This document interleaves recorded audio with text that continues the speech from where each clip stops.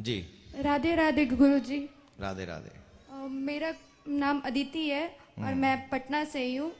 और मेरा क्वेश्चन आपसे ये है कि अ, आपने बताया कि बाहर के रावण से कैसे बचा जाए, तो आप ये भी बताएं कि घर के आज के जो दुशासन है उनसे कैसे बचा जाए, क्योंकि आज लड़कियों पे इतने सारे अत्याचार घर में ही हो रहे हैं, बाहर नहीं। और अभी एक न्यूज़ भी आया था जो दिल्ली में 8 महीने की बच्ची के साथ हुआ, सारे लोग जानते हैं यहाँ पे।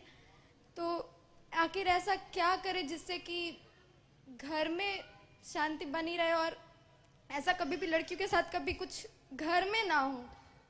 आपने कल कहा कि लड़कियां बाहर निकले तो रात के 12 बजे भी अगर बाहर निकले तो वो चैन से सुकून से बाहर निकले, लेकिन आज घर में ही ऐसा हो रहा है लड़कियों के साथ, तो इसके लिए क्या करना चाहिए? और हमेशा हर बार ये होता है कि लड़कियों पे बहुत सारी चीज़ों को लेके कहा जाता है कि वो कभी धर्म के नाम पे, कभी जाति के नाम पे, कभी उनके कपड़ों के ये पे, या उनके रात में बाहर निकलने पे हमेशा लड़कियों को कहा जाता है कि आप ये नहीं करो, वो नहीं करो। लेकिन कभी ऐसा होता है कि लड़कों को भी कहा जाए कि आप लड़कियों के साथ बुरा बर्ताव नहीं करो। अभी वुमेंस डे गया, लेकिन सारी लड़कियों पे वुमेंस डे मनाया गया। उस दिन तो बहुत अच्छे सारे लोगों ने विश किया, women's day, happy women's day.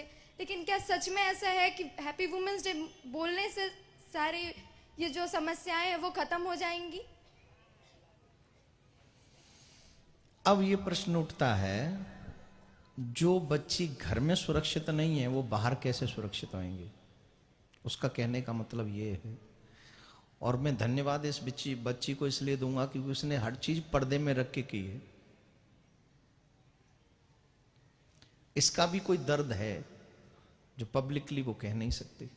मैं सही कह रहा हूं, गलत कह रहा हूं? बस।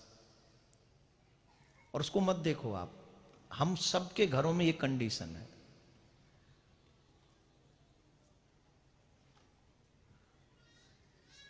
हम सबके घरों में ये कंडीशन है। बेटियां कहीं सुरक्षित नहीं है। सब लोग उस पे बुरी नजरें लगाकर बैठे हैं। और की तो बात छोड़ो, मैंने अभी ऊना में गया था, वहां एक बच्ची मिली थी। उसने कहा मेरे को आपसे अकेले में बात करनी है। मैंने कहा मैं नहीं कर सकता, मेरी मजबूरी थी, मैं नहीं कर सकता क्योंकि आज का माहौल ऐसा है। उस बच्ची ने, मुझे बहुत डर लगा, मैंने पब्लिकली उस बच्ची से ऐसा सुना। उस बच्ची पे क्या गुजरी होगी कि आप कहते हो कि अपने गुरु, अपने माँ बाप पे भरोसा करो। मेरी माँ बचपन में गुजर गई, क्या मैं बाप पे भरोसा करूं जबकि मेरा बाप ऐसा है?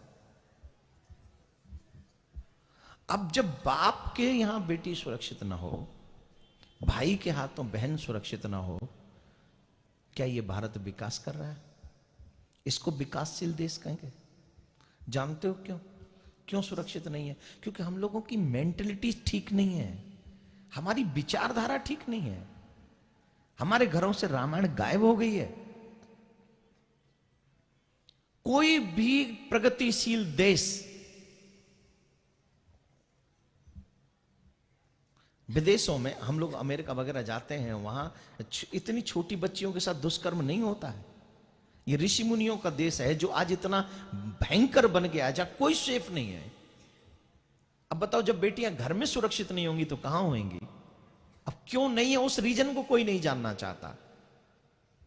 अब जब 16-17 साल का बच्चा, 18 साल का लड़का एक गंदी गंदी फिल्में देखेगा, 24 घंटे मोबाइल देखेगा और ये सब फिल्में, सीरियल और फिर फ्रेंड्स के साथ पता नहीं कैसे कैसे सीन्स इंटरनेट पे देखेगा, वो सब मर्यादाएं उसे नहीं पता बहन किसको कहते हैं, उसे नहीं पता बेटी किसको कहते हैं। वो सिर्फ व्यभिचारी बनेगा, वो सिर्फ स्त्री को भोग की वस्तु समझेगा। इसीलिए रामायण पढ़ना जरूरी है। जो राम को पढ़े और तो ये समझे कि मेरी पत्नी सिर्फ मेरी पत्नी है, बाकी की जितनी भी है मातृवत परदारेशु परद्रव्येषु लोष्टवत, पराई माता बहन मेरी माता बहन है। लेकिन इस देश में अब ये पाठ नहीं पढ़ाए जाते। इस देश में अब तो सिर्फ और सिर्फ इतने बुरे हाल हैं कि आप कुछ पूछो ही मत। तो मैं, क्योंकि मेरे हाथ में ऐसी कोई सत्ता तो है नहीं, जहां से हम कुछ ऐसा कर सकें। हम लोग तो सिर्फ एक ही सत्ता के आगे सर झुकाते हैं, परमात्मा के आगे।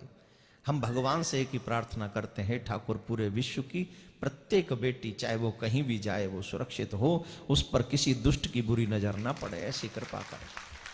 गुरुजी, और यहाँ से एक रिक्वेस्ट भी है, जितने भी नेता मंत्री जो भी हैं, अगर वो सुन रहे हैं तो उनसे एक रिक्वेस्ट है कि आप ऐसी कानून बनाएं कि लड़कियों के साथ कभी कोई बुरा करने का सोच ना सके, और उनको ऐसी कड़ी सजा दी जाए कि उनकी रूह तक कांप जाए। कभी भी किसी भी लड़की के साथ कभी ना घर ना बाहर कभी कुछ बुरा ना हो। बस मैं भगवान से प्रार्थना करता हूं कि ऐसा ही हो जैसा आप सोच रही हैं। लेकिन एक बात का और ध्यान रखा जाए, यहां मैं आपका भी ध्यान चाहूंगा, आप थोड़ा ध्यान दें। कितने ऐसे केसेस हैं जो उस कानून का मिसयूज करके किसी को भी फंसा देते हैं?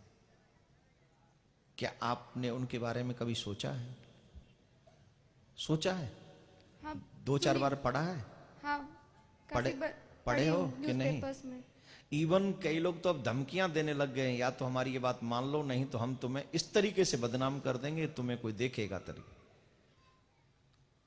अब ये कौन से कानून की बात हम लोग करें? अगर एक तरफ हम ये कानून बना दें कि जो बहन बेटी, वैसे अभी जो कानून बनाया बड़ा सख्त कानून है, बेटी जो कह दे उसका वचन सब ठीक है, लेकिन क्या वहां अपनी बेटियों को ये डिग्निटी नहीं रखनी चाहिए कि हम मर जाएंगे लेकिन किसी को ऐसा आरोप नहीं लगाएंगे जिससे अगर किसी के साथ सच्ची घटना भी हुई तो भी उस पर यकीन नहीं करेगा, कोई लोग कहेंगे कहीं फंसाने का प्रयास तो नहीं है। बहन बेटियों को इतना समझना होगा कि हम अपनी जान दे देंगे लेकिन ऐसा आरोप किसी पे झूठा नहीं लगाएंगे किसी भी वजह से। सच हो तो जरूर लगाओ, सच हो तो उसे छोड़ो मत, सच हो तो ऐसे फांसी चढ़ा देनी चाहिए ऐसे व्यक्ति को जो बहन बेटियों के साथ ऐसा बुरा कर्म करता है। फांसी लगनी चाहिए चौड़ाई पे। लेकिन अगर कोई उसे फंसाने की कोशिश करे, फिर पुरुष भी तो जीव हैं, उनकी भी तो हत्या नहीं, उसको बेवजह अगर मार दिया गया तो क्या होगा? तो कानून ऐसा जरूर बने कि जो दुष्कर्म करे उसे सख्त सजा और फांसी की सजा हो, लेकिन झूठ बोलने वाली पर भी उतनी ही सख्त कार्रवाई हो। मेरी बात से सहमत हैं कि नहीं आप? माइक उसी को दो, उसी बच्ची से मुझे पूछना है। अगर आप मेरी बात से सहमत नहीं होंगी तो मैं अपने वर्ड वापस ले लूंगा। नहीं, सहमत हूँ। दोनों को बचाना भी तो है ना, किसी के साथ गलत नहीं होना जिसकी चाहिए। भी गलती हो उसे सख्त सजा हो निश्चित तौर पे। और बहन बेटियों से एक ही हाथ जोड़ के प्रार्थना करूंगा, किसी भी कितनी भी बड़ी वजह से किसी को बदनाम, अपनी इज्जत दांव पे न लगाएं। बाकी के दूसरे और ऑप्शन है, आप कुछ भी करें, ये आरोप किसी पे गलत न लगाएं। अगर सही है तो उसे छोड़े नहीं, सही है तो उसे छोड़े नहीं। और अगर गलत किसी की मनसा किसी को बदनाम करने की हो तो आप ऐसा ना करें, क्योंकि जिनके साथ सच्ची में ऐसा होता है ना, फिर लोग उन पे भी डाउट करते हैं और उसके गुनहगार हम लोग होते हैं।